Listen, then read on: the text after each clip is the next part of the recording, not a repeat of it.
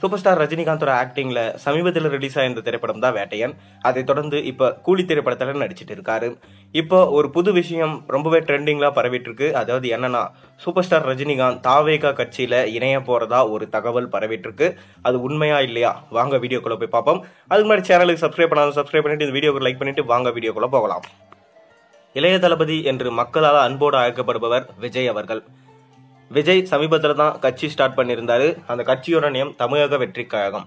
இந்த தமிழக வெற்றி கழகத்தோடைய மிக பெரும் மாநாடு சமீபத்தில் தான் விக்கிரவாண்டியில நடைபெற்றது. இந்த மாநாட்டுக்கு ரசிகர்கள் கூட்டம் ரொம்பவே அதிகமா வந்திருந்தாங்க. இதனால அங்க நிறைய கலவரமே நடைபெற்றது. அதாவது சேர் மொத்தத்தையும் உடைச்சு போட்டு இருந்தாங்க.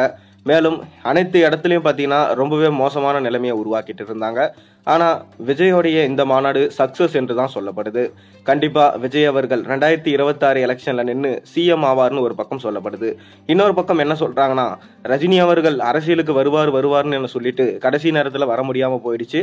அதுக்கு காரணம் அவருடைய வயசு காரணம் தான். ஏன்னா அவருடைய வயசின் காரணமா கொரோனா டைம் வேற அப்ப இருந்ததுனால இனி என்னால அரசியல்ல வர முடியாது, மேலும் ஆன்மீக அரசியல் பண்ணுவேன்னு சொல்லிட்டு சூப்பர் ஸ்டார் ரஜினிகாந்த் அவர்கள் சொல்லியிருந்தாரு.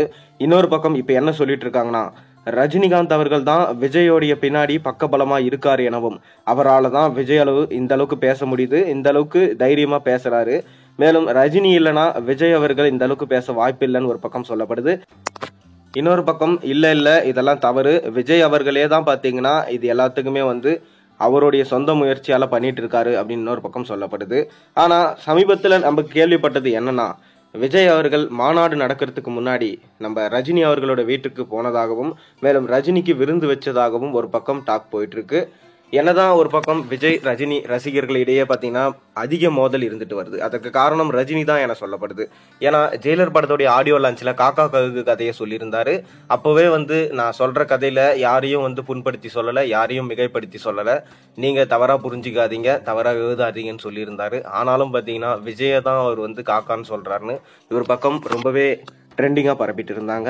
அதோடைய எதிரொலி பாத்தீங்கன்னா விஜயுமே சொல்லியிருந்தாரு, இந்த பிரச்சனைக்கு முற்றுப்புள்ளி வச்சிருந்தாரு. கடைசியா ரஜினியும் பாத்தீங்கன்னா இது இவ்வளவு பெரிய ட்ரெண்டிங்கான விஷயமா மாறும்னு நான் தெரியல, அதனால நான் யாரையும் குறிப்பிட்டு சொல்லல, நீங்க தப்பா போட்டா அதுக்கு எதுவும் பண்ண முடியாது. விஜய் எனக்கு தெரிஞ்சவர் தான், அவர் சின்ன வயசுல இருந்து பார்த்தேன், அவர் என்னைக்குமே என்னுடைய செல்ல பிள்ளை தான், அவர் நான் பார்த்து வளர்ந்தவர் தான்.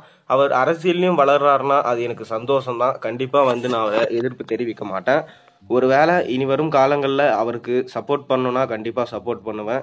அதுல எந்த விதமான மாற்றமுமே இருக்காது. நம்மளுக்கு தெரிஞ்சவங்க நம்மளோட பையன் முன்னேறி வந்தா அது நமக்கு தான் பெருமை அப்படின்றது ரஜினிகாந்த் அவர்கள் சொல்லியிருக்காரு. காக்கா கதையெல்லாம் விடுங்க, இப்ப நடக்க போற அரசியலுடைய மாற்றத்தை பாருங்க என சூப்பர் ஸ்டார் ரஜினிகாந்த் சொல்லியிருக்காரு. நீங்க சூப்பர் ஸ்டார் ரஜினிகாந்த் சொல்லியிருக்க விஷயத்தை எப்படி பாக்குறீங்க? ஒருவேளை சூப்பர் ஸ்டார் ரஜினிகாந்த் உண்மையிலே தாவாக்க கட்சிக்கு ஆதரவு தெரிவிப்பாரா, இல்ல அவங்களுக்காக நிப்பாரா களத்துல இறங்கி? உங்களோட கருத்துக்களை மறக்காம கீழே கமெண்ட்ல சொல்லுங்க. மேலும் சேனல்ல போடுற ஒரு வீடியோ பிடிச்சா மறக்காம சப்ஸ்கிரைப் பண்ணுங்க, லைக் பண்ணுங்க, பெல் ஐகானை பிரஸ் பண்ணுங்க. அப்பதான் நான் போடுற வீடியோஸ் உங்களுக்கு நோட்டிபிகேஷனா சேரும்.